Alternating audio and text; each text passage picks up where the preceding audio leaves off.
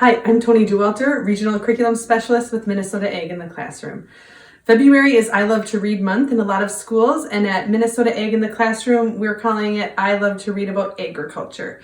We have some free lesson kits for teachers, and this month, one of them is my favorite. Who Grew My Soup is the name of the lesson. It comes with this great book, Who Grew My Soup.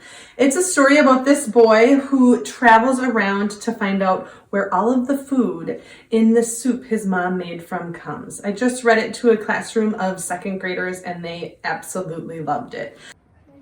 We love this story!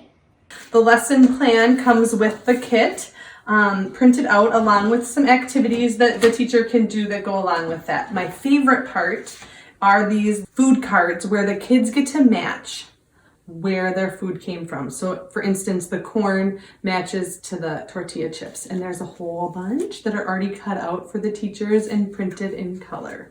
So if you want one of these great kits, look on our website and reach out to one of our curriculum specialists in your area and see if they have any left.